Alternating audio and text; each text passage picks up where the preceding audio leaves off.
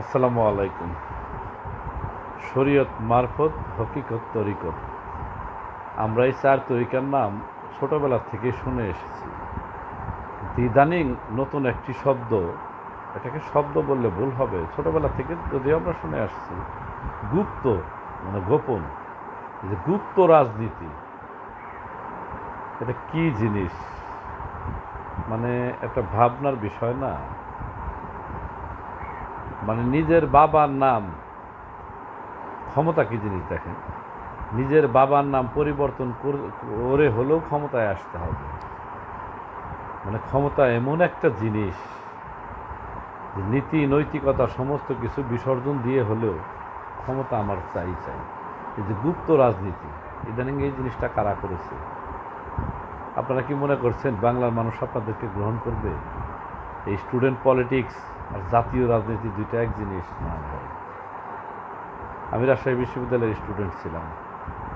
আপনারা যারা গুপ্ত রাজনীতি করছেন, আপনাদেরকে আমাদের চেয়ে ভালো কেউ চিনে না।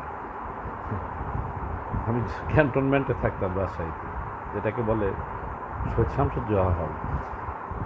এটা রাজশাহী বিশ্ববিদ্যালয়ের শিবিরের ক্যান্টনমেন্ট যেটাকে বলা হয়, ওই ক্যান্টনমেন্টে বসবাস করে আসছে। এই কারণে আমাদের চেয়ে ভালো কেউ আপনাদেরকে চিনে না। মুখে এক, অন্তরে আরেক, এই কাজগুলো আপনারা করেন।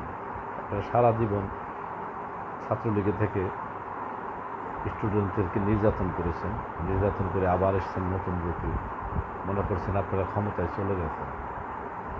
ঠিক আছে, তবে রুমিন ফারহান একটা কথা বলেছেন, কথাটা খুব ভালো লেগেছে, যে শিবির বেরিয়ে এসেছে আওয়ামী লীগের লুঙ্গির নিচ থেকে। ঠিক আছে,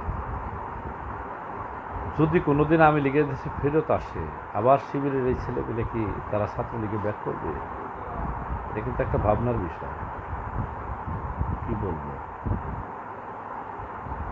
এই গুপ্তরাজ জাতীয় নির্বাচন টোটালি ভিন্ন। আপনারা বিএনপির সাথে সমঝোতা করে 17টা সিট পেয়েছিলেন, এটাই আপনাদের জীবনের সর্বোচ্চ অর্জন। এক রাত্রে এমন কিছু হয়ে যায় না এই দেশে যে সব কিছু আপনাদের ইয়েতে। আর বিএনপিকে নিয়ে বারবার বলেন আপনারা চাঁদাবাজ। এই সিস্টেমটা কে তৈরি করে গিয়েছে? এটা তো তৈরি গিয়েছে ফ্যাসিস্ট সরকার নাকি? আর আপনারা সব কিছু ফেলে রেখে গেছেন, চাঁদা আপনারা দেন কেন? আপনাদেরকে কেউ কি বলে আপনারা চাঁদা দেন? আপনাদেরকে মারতেছে কাটতেছে, সরকার কি করে? সরকার তাদেরকে ধরেটা কেন?